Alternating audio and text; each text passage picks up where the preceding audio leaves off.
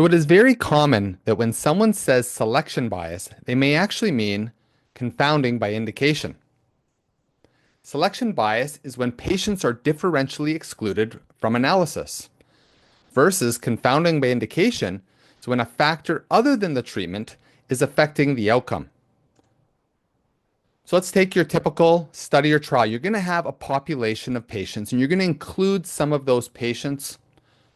You're going to lose some of them through censoring or loss to follow-up. The rest you're going to analyze, and you're going to come up with an outcome. We know about external generalizability. Of course, if these patients in yellow do not represent the broader population, then we can't apply our study findings to the rest of this population. It's only generalizable to this population here in yellow. Selection bias is quite similar.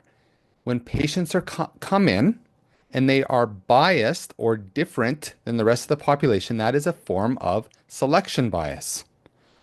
And then on the other side of the study is when patients are censored or lost to follow-up.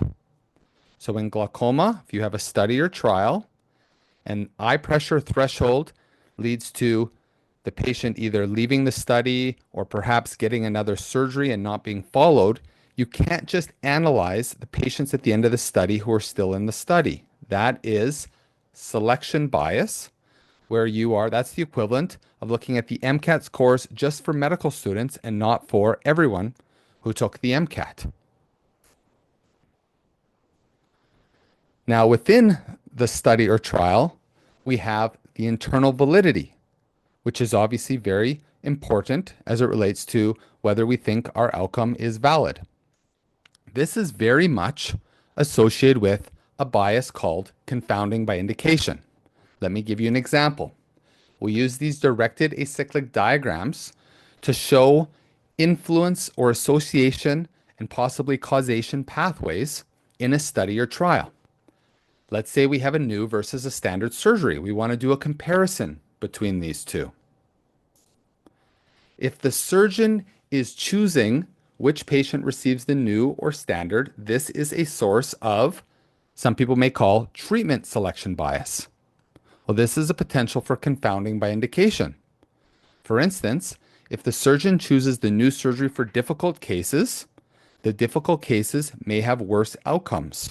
And then we don't know if the reason why they had worse outcomes is because they are more difficult cases or because the new surgery does not work as well. Conversely, if the surgeon chooses the new surgery for easy cases, we have the opposite problem, in particular, if the new surgery did better. Again, it might be because the type of patient that was selected was just going to do better regardless of surgery, or the new surgery is better. These biases can go either way. How do you eliminate this association? Well, in the setting of equipoise, in a prospective manner, you can randomize so that there is no choice other than a random number generator, which determines whether a patient gets the new or the standard surgery.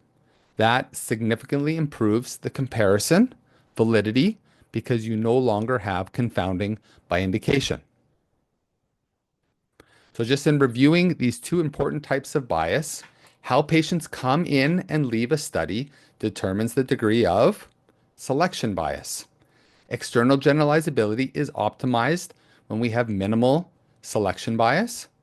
Retrospective studies can sometimes have less selection bias than prospective studies because prospective studies often only recruit healthy, motivated patients.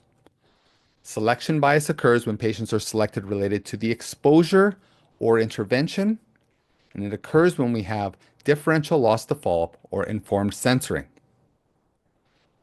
In contrast, treatment selection bias, as we discussed, is actually confounding by indication.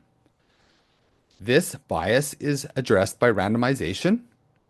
Minimizing this bias improves internal validity, and it allows us to assess for causation.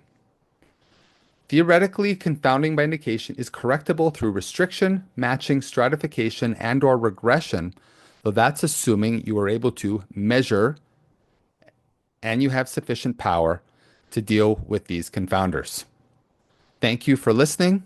I would take any feedback on trying to illustrate the difference between these two important types of bias.